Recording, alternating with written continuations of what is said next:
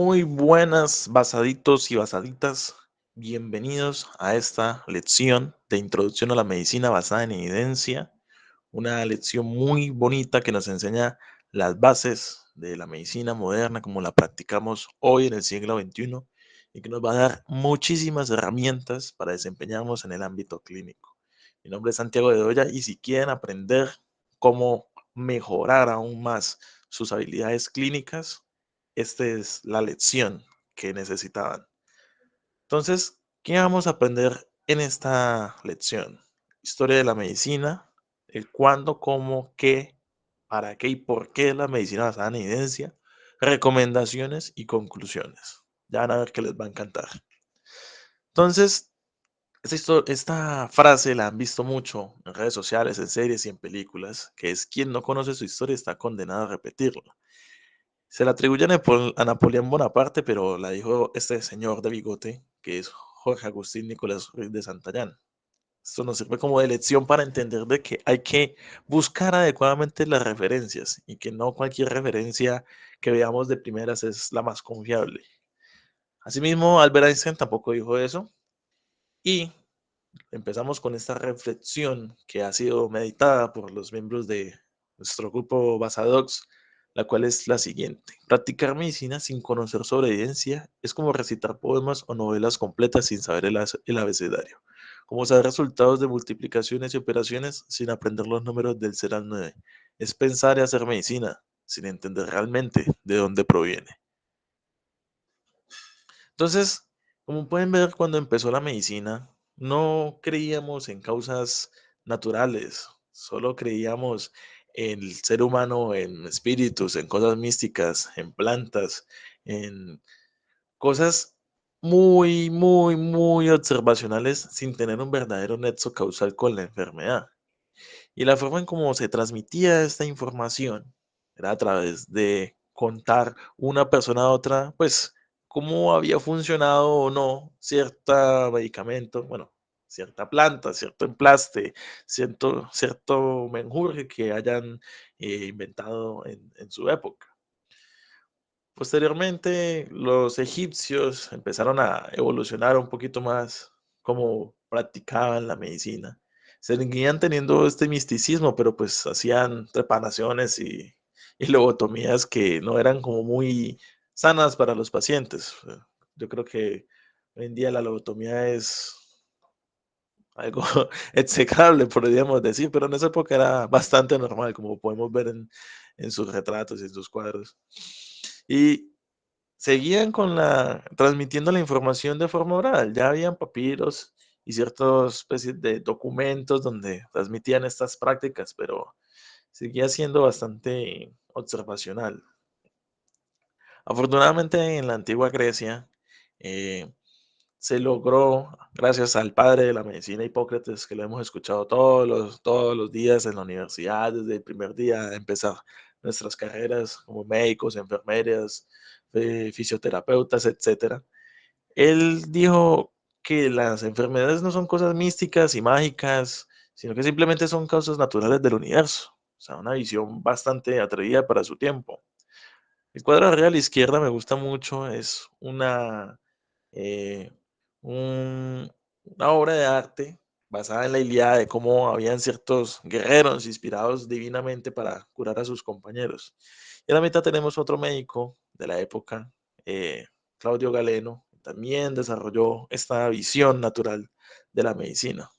A la derecha está una escultura de Asclepio, el dios de la medicina, el cual le rendían culto, pero seguimos en lo mismo, o sea, había cambiado la cosmovisión y a pesar de que fue polémico haber pasado del instinto de místico y de rezos y de cosas sobrenaturales, pues seguíamos en entender las enfermedades como algo natural, pero seguíamos transmitiéndolo de voz a voz, no teníamos un método exacto para tener una verdadera certeza sobre lo que practicábamos o ejercíamos. Posteriormente, en la Edad Media, un poquito en su edad temprana, la gran concentración de academia de la medicina y conocimiento científico se produjo en Oriente Medio, que vemos unas obras de arte, cómo se transmitía esta información y se realizaban procedimientos, sangrías antiguamente. Para comprender este periodo les recomiendo a la gente que le encanta el cine y los libros, les recomiendo El médico de Noah Gordon y su adaptación cinematográfica es excelente. Y aquí en esta película pues se entiende cómo se practicaba la medicina en esta época. Prácticamente es lo mismo que sucedía en la antigua en la antigua Grecia, perdón. Se seguía transmitiendo la información en papiro. Ahorita eran un lenguaje diferente, pero sucedía lo mismo. No teníamos un método exacto para descubrir u obtener información más objetiva sobre las enfermedades y sus tratamientos. En la Edad Media, ya mediana y tardía, pues, diría yo que fue uno de los periodos más de menos producción científica, de menos producción de conocimiento para la medicina. Tenemos los clásicos doctores medievales, que los 31 de octubre la gente adora disfrazarse de ellos, y estos nosocomios y sanatorios donde básicamente solo les daban comida y rezos a sus pacientes, realizaban sangrías y habían grandes epidemias porque no tenían noción de dónde provenían verdaderamente las enfermedades, creyendo de que eran males naturales y miasmas, cuando en realidad pues hoy en día ya sabemos realmente cómo son las cosas. Y lo mismo, seguía transmitiendo en códices, miren que han pasado ya cientos, miles de años, y a pesar de que se habían progresos leves en el entendimiento de la naturaleza, pues seguían en las mismas teorías del voz a voz, rescatando los conocimientos de la antigua Grecia y pasándose libros a unos a otros, como nosotros nos pasamos artículos, pero no tenían la certeza y la validez con la que contamos hoy en día. Después en el Renacimiento, aquí toca poner un poquito de censura, Andrés Besalio los mira juzgadoramente, empezó a, se empezó a entender este entendimiento respecto al hombre y el desarrollo de la anatomía y la fisiopatología, entender metódicamente cómo sucedían las enfermedades a través de la anatomía, a través de describir adecuadamente cómo estaba conformado el cuerpo humano. La mitad del hombre de Vitruvio, de Da Vinci, con nuestro loguito, porque pues sensibilidades. Este es Sandro Botticelli, un pintor que a mucha gente le fascina, yo incluido. Y pongo estos cuadros de él por dos motivos. Uno, porque me gustan mucho y me encanta compartir estas cosas tan hermosas a las otras personas. Y dos, para hacer una analogía con, con lo que sucede cuando hay conocimiento nuevo en el mundo, en este caso en la medicina. Cada vez que alguien que propone algo diferente, la gente no está al 100% de acuerdo. Y es normal, es la naturaleza humana dudando de lo nuevo. Cuando Hipócrates propuso que las enfermedades eran naturales, la gente que creía en el instinto y en las cosas mágicas dijo, Hipócrates está loco. Y cuando Andrés Besalio y los anatomistas propusieron de que tal vez los griegos no tenían 100% de razón y que debían abrir cadáveres, pues la gente les dijo, estos manes están locos, ¿cómo van a abrir cadáveres? Entonces aquí vemos en el cuadro de arriba a la derecha nacimiento de la Venus, que en este caso sería cualquier cosa nueva, y en este caso la medicina basada en evidencia hermosa, divina, ahí como se ve Simonetta Vespucci, la musa de Sandro Botticelli. Y en el cuadro abajo a la derecha tenemos la calumnia de Apeles, en la cual a la izquierda está la verdad clamando al cielo, diciendo por favor, mientras que en la mitad del cuadro está la calumnia, muy bella ella, arrastrando a la verdad, arrastrando a la medicina basada en evidencia, o al instinto, o a lo que sea que esté nuevo en el mundo, llevándosela al gerente Midas, digo, el rey Midas. Nada, mentiras. Un saludo a todos los gerentes que están viendo esto. Este video también va para ustedes, que pueden, todos los días podemos aprender algo nuevo. Y el rey Midas está escuchando a varios vicios, a la mentira, a la ignorancia.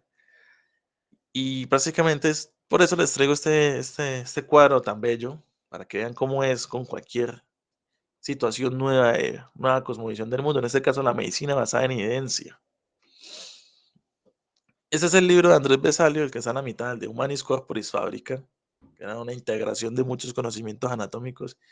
Y seguimos en lo mismo. Ya han pasado aproximadamente 2000 años de evolución en la medicina, podríamos decir, y sigue siendo transmisión de boca a boca, sigue siendo transmisión a través de libros, pero nunca a través de un proceso refinado, objetivo, de una certeza completa. No fue hasta aproximadamente durante el desarrollo de estos 2 siglos que gente muy brillante empezó a desarrollar lo que conocemos como el método científico. A la izquierda tenemos a Galileo Galilei, que decía que lo más probable es que la Tierra girara alrededor del Sol. Y la iglesia le dijo, no, el Sol es el que gira alrededor de la Tierra, y si usted no hace caso, lo vamos a quemar. Entonces Galileo Galilei muy inteligentemente dijo, sí señores, el Sol es el que gira alrededor de la Tierra. A la meta tenemos a Sir Francis Tocino, en inglés es Francis Bacon.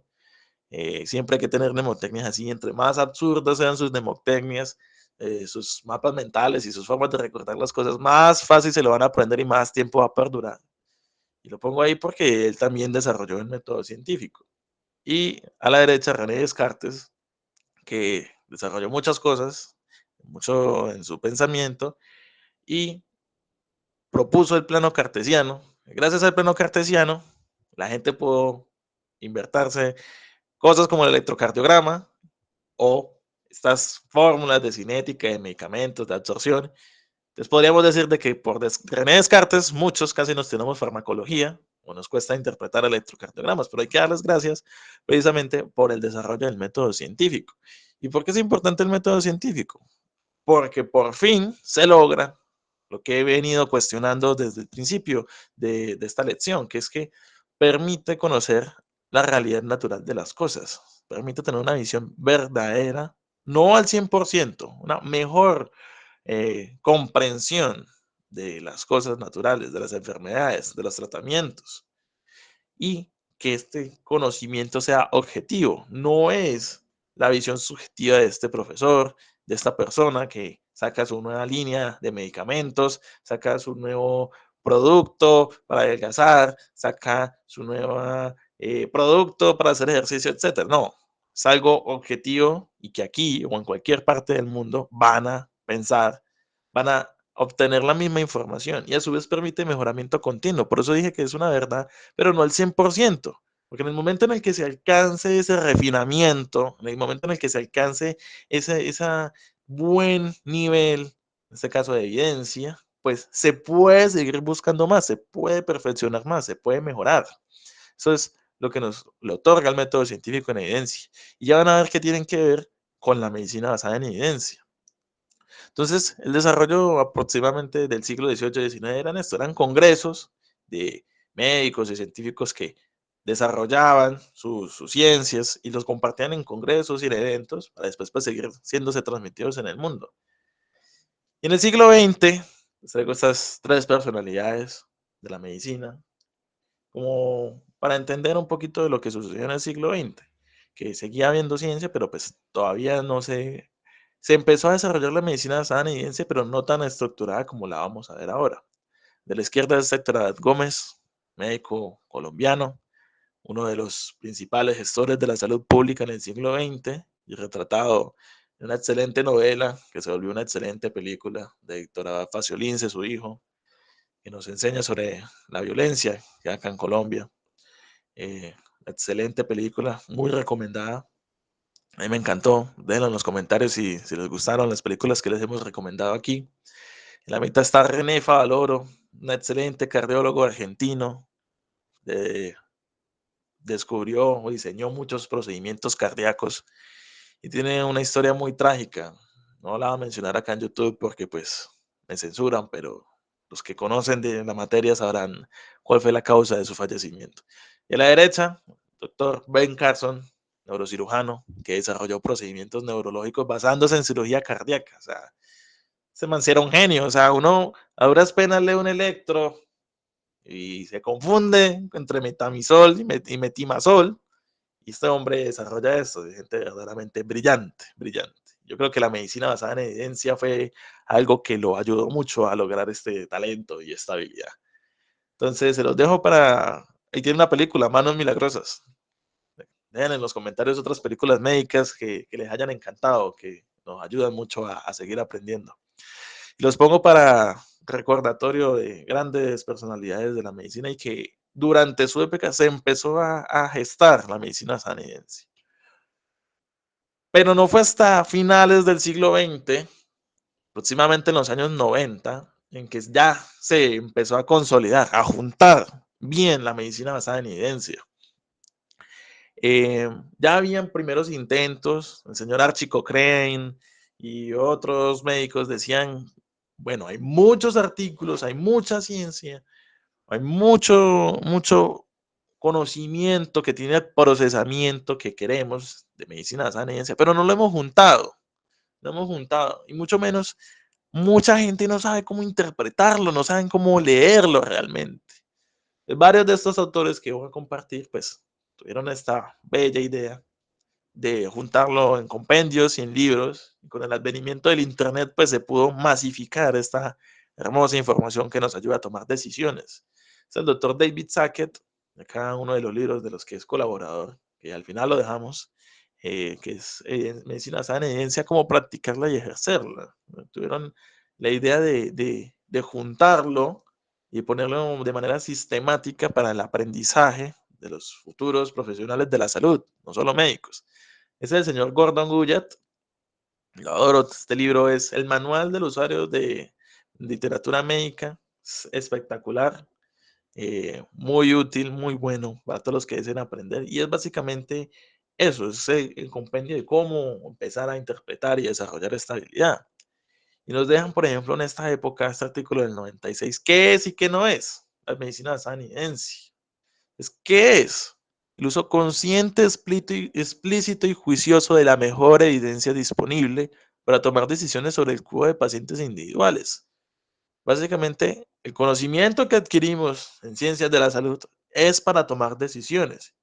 Y yo creo que cualquiera que esté de acuerdo y cualquiera que sea profesional de la salud estaría de acuerdo en que lo mejor para nuestros pacientes y para el cuidado de la salud es tomar decisiones con la mejor evidencia disponible, la más reciente y de mejor calidad. No hay nadie que esté en contra de esto, si tiene cierto sentido común. Sin embargo, cuando nació la medicina basada en evidencia, así como les recordaba con el cuadro de Botticelli de la calumnia de Ápeles, pues habían detractores. Y aproximadamente en la década de los 90, lo que decían era la siguiente, que era un grupo de académicos jóvenes seguros y con sólidos conocimientos matemáticos que menosprecian a los médicos experimentados, hablando cháchara, mejor dicho.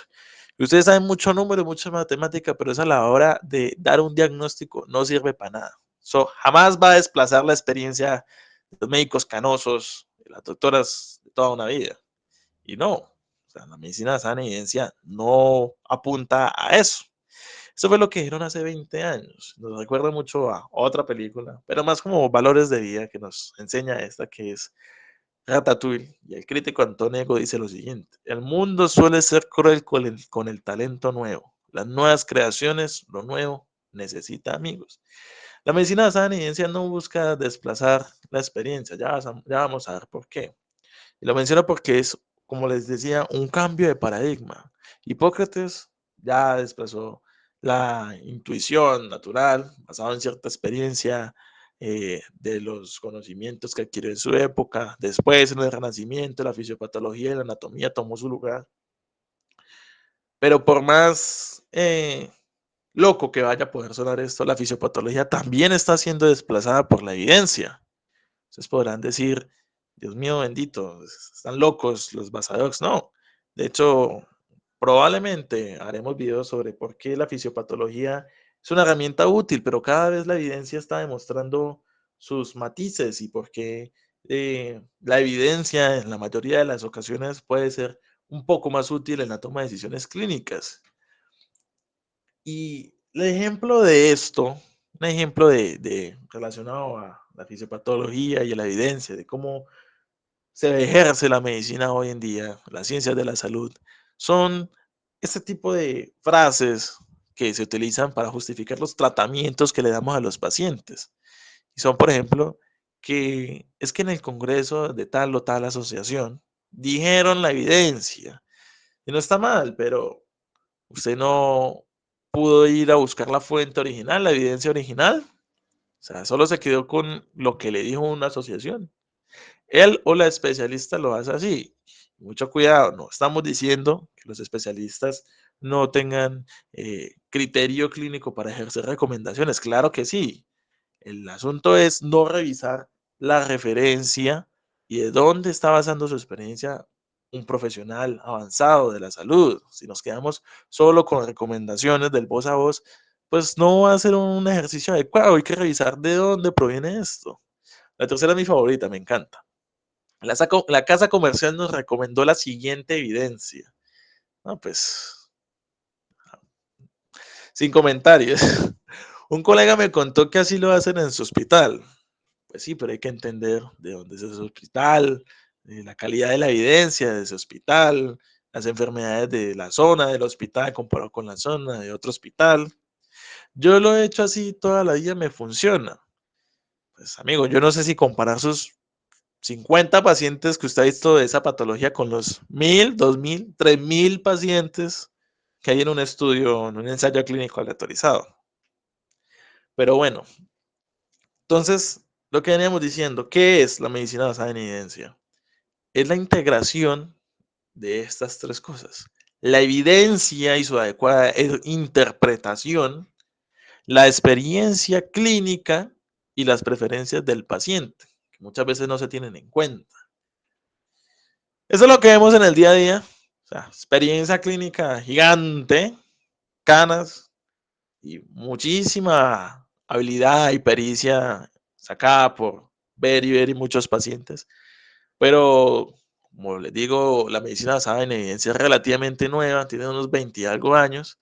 No cuentan con el 100% de la totalidad de la integración y la interpretación adecuada de la evidencia.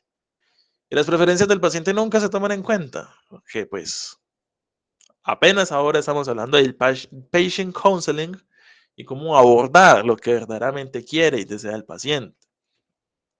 Y aún más, hay modelos mucho más bonitos. Miren qué belleza este cuadro del doctor Gazziola, que nos lo ilustra en su libro, que aparte de la integración que ya mencionamos, hay que tener en cuenta la industria de la medicina, los beneficios y los riesgos de los diagnósticos y los tratamientos, sus costos, la preferencia de los pacientes y la evidencia procedente. Eso ya lo estábamos diciendo. ¿Y cómo aplicar esto tanto inductivamente como deductivamente? Es decir, de lo general a lo individual, como de lo individual a generar medidas globales, a medidas grandes.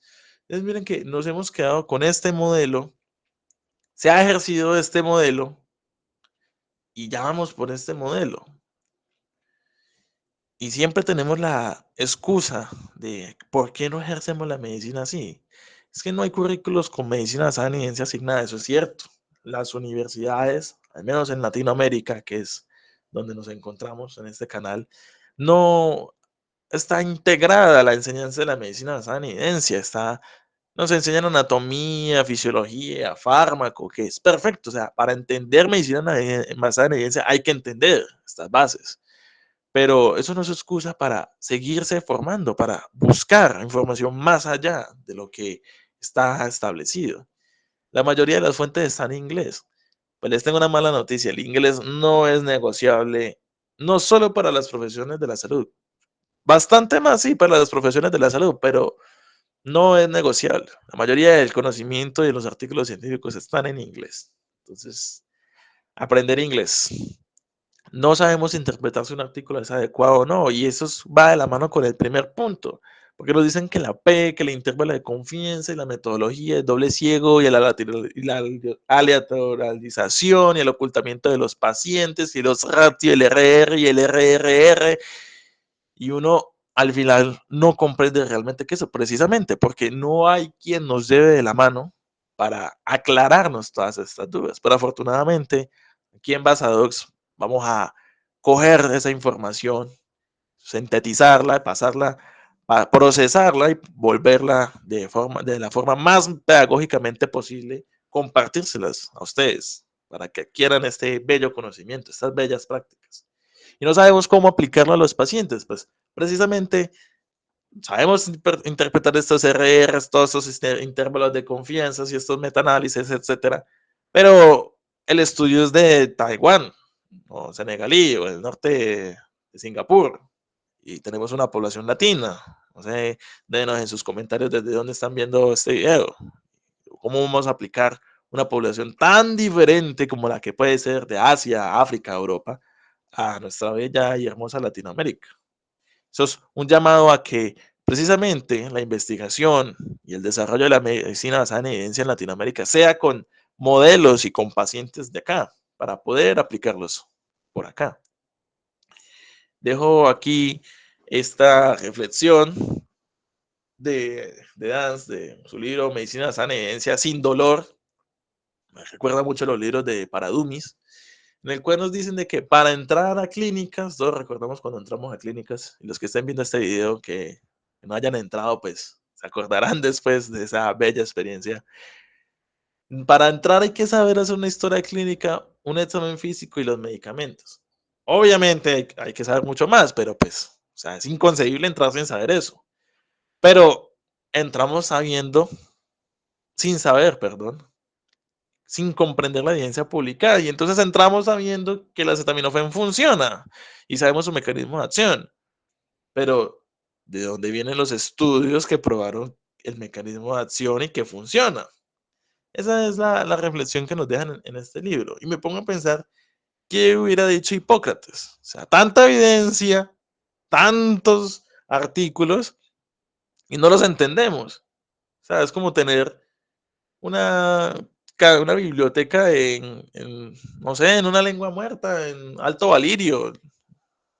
Entonces, ya vamos a aclarar por qué esta información, cómo interpretarla, cómo ordenarla.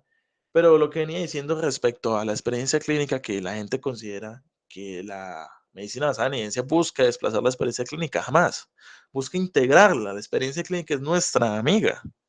Y en este artículo, este libro, perdón, se da esta definición muy bonita, a mí me gusta mucho, que es utilizar las habilidades clínicas y experiencias para identificar una enfermedad o un estado de salud.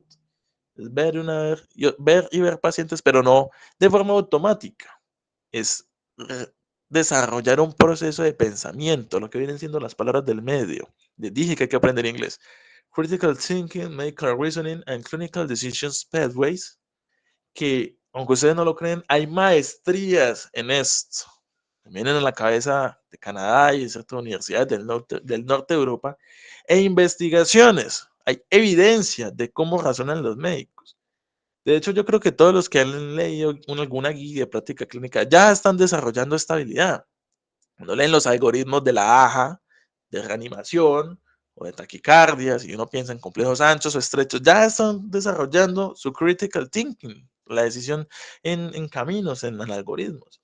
Y este desarrollo de cómo pensamos, cómo razonamos, pues se debe integrar a la medicina basada en evidencia.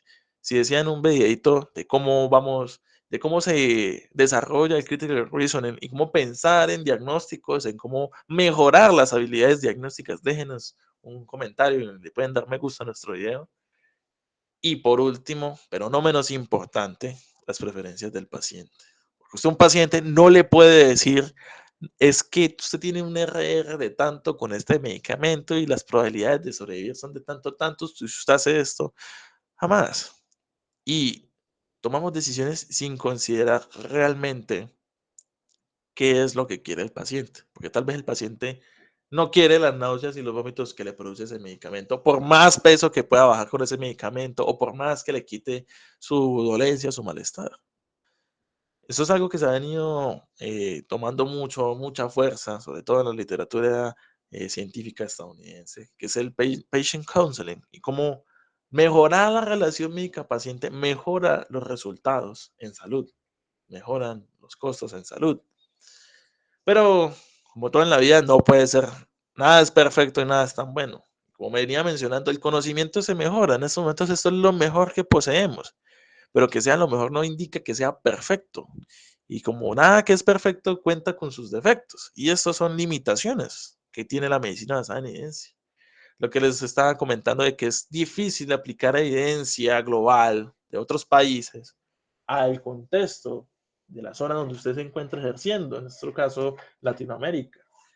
Soluciones teóricas versus soluciones prácticas, porque muchas veces, y eso es el boom, el estallido que hubo en este 2024, en el llama, de que la P estadísticamente significativa tal vez no fuera algo útil, sino que en números sirve, pero cuando se va a aplicar a la clínica, las decisiones que descubren esas P's a la hora de la verdad no sirven para nada. Y ahí que se estén desarrollando modelos matemáticos y estadísticos que se apliquen a la realidad y que verdaderamente ayuden a nuestros pacientes. Vamos a hacer videos de análisis bayesianos, de interpretación de esta evidencia, de intervalos de confianza para que vean cómo verdaderamente los números si no sirvan a la realidad. Lo tercero tiene que ver con la interpretación de la evidencia, diseños de estudios mal hechos, con poquitos pacientes, que las intervenciones están intervenidas y quieren probar un medicamento, pero ven que el paciente está tomando otros 8 medicamentos. Entonces, ¿cómo se podría hacer si ese medicamento nuevo realmente funciona? Y por último, la complejidad intrínseca de la MBE. A mí, yo no estoy de acuerdo con esta frase, no sé si vaya a generar polémica, pero es que esta frase de la medicina es muy sencilla, ¿no? Yo creo que no solo la medicina, en la vida, aprender una profesión no es sencillo. No creo que sea sencillo ser abogado, no creo que sea sencillo ser arquitecto, no creo que sea sencillo ser psicólogo. Yo creo que es algo difícil y que requiere mucha disciplina y poco a poco ir mejorándose intrínsecamente, irse trabajando a sí mismo y tal vez algún día, después de mucho, mucho esfuerzo, la medicina se nos haga un poquitito, solo un poquitito más fácil. Yo creo que es algo muy, muy complejo cualquier aprendizaje al tan largo plazo como sea la medicina, pero nada que sea fácil vale la pena. Yo creo que la medicina basada en evidencia, no creo, no, la medicina basada en evidencia es compleja. Hay que saber estadística, hay que saber matemática, hay que ser observador para desarrollar experiencia clínica, hay que tener don de gentes, habilidades comunicativas para poder que los pacientes nos entiendan y tomar decisiones adecuadas con los pacientes. Pero yo creo que vale la pena. Yo creo que eso nos trae estos beneficios. Sobrevivir a la infoxificación, no pasa revista y el especialista nos deja 5, 10 artículos, más el libro, más la exposición, más lo que queda en otra clase, en otra materia, los que estamos en pregrado y los especialistas también, los que están en residencia y todos, y sale un nuevo artículo y una nueva publicación de la AJA, de la llama, de la ADA, de la Asociación de Pediatría, y nos da el desespero de realmente preguntarnos, ¿sabemos lo suficiente? Pues que creen, la medicina basada en la evidencia tiene métodos, habilidades para filtrar esa información y leerlo realmente eficaz y efectivo para nuestros pacientes. Es algo lo que es un nuevo problema. Es irónica la evolución del conocimiento en medicina. Al principio de las diapositivas me estaba quejando que porque antiguamente no había suficiente información. Ahorita hay exceso de esta. Y lo bueno entonces de la medicina basada en evidencia es que si tenemos estas habilidades de interpretación de la medicina basada en evidencia, los artículos, pues vamos a gastar menos tiempo adquiriendo estos conocimientos y nos va a quedar más tiempo para hacer lo que también nos gusta, para no sé, pasear, ver las películas que les recomendé, estar en familia, estar más descansados, tranquilos, vencer el burnout y llegar con toda la mejor energía a nuestros oficios, a nuestros trabajos como profesionales de la salud y brindarle lo mejor a nuestros pacientes. Ahí está la excelencia clínica, darle lo mejor de lo mejor a nuestros pacientes, la verdadera ciencia que les podemos ofrecer. Y a su vez, no nos vamos a negar de que la economía en salud es un factor muy importante que interfiere en esta y que genera costos. Y si nos vamos a hacer, no hay necesidad de irnos a un artículo de revistas de economía en salud, sino entender que si se tiene excelencia clínica y si logramos lo mejor con nuestros pacientes, pues van a estar menos tiempo en el hospital y van a requerir menos medicamentos y se van a complicar menos y van a pasar menos tiempo en UCI, en unidades de cuidados complejos y van a necesitar menos especialistas y se van a enfermar menos. Y si realizamos medicina preventiva con evidencia, pues todo lo que va después va a haber menos y por lo tanto se van a reducir costos en salud y va a haber mayores ganancias para los pacientes y para la economía que interviene en la salud.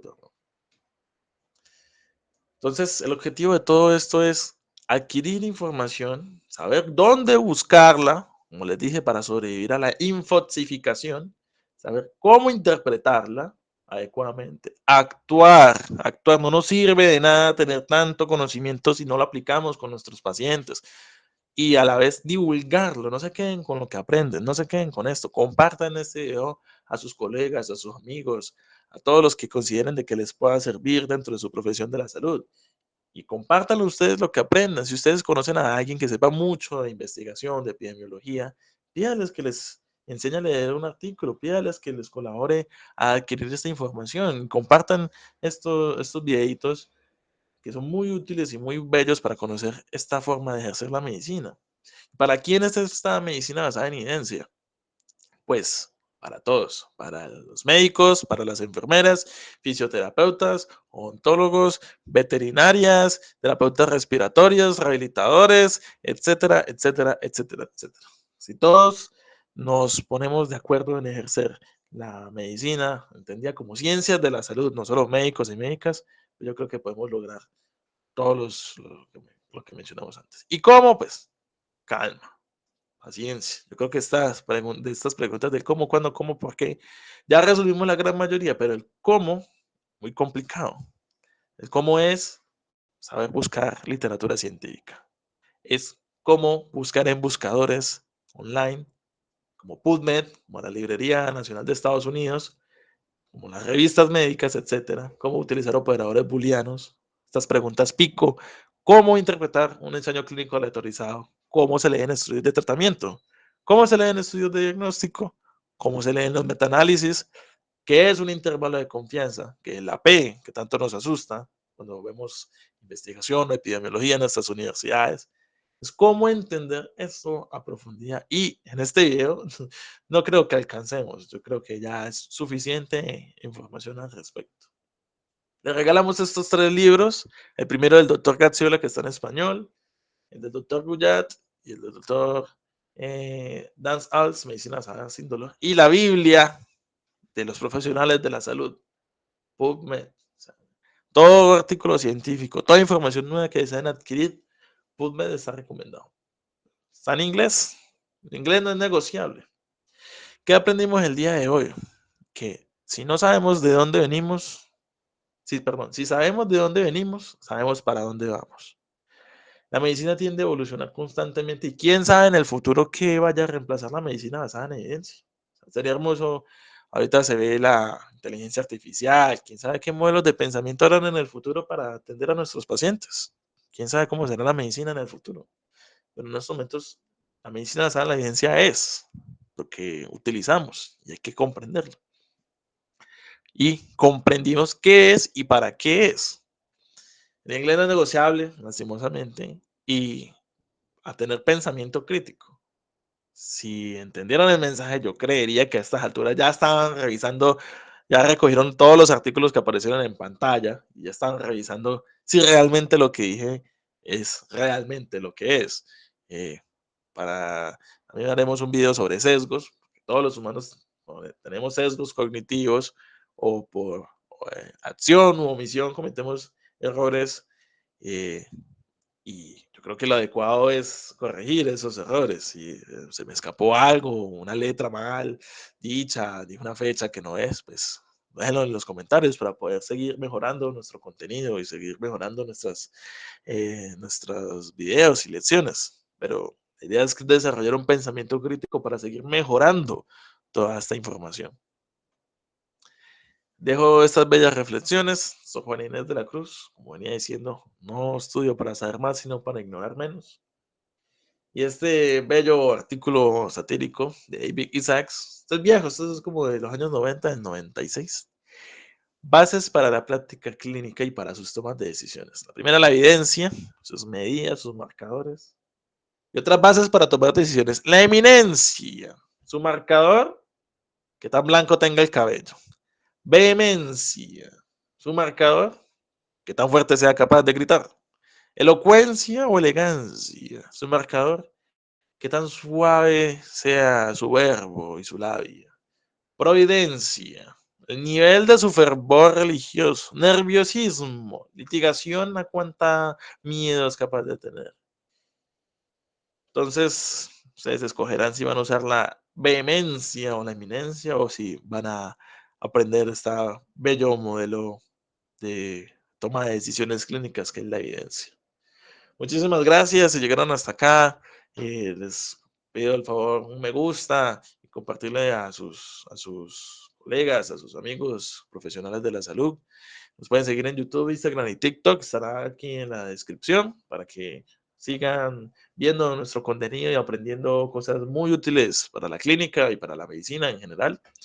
Y ya saben, siempre basados, nunca engañados. Muchas gracias.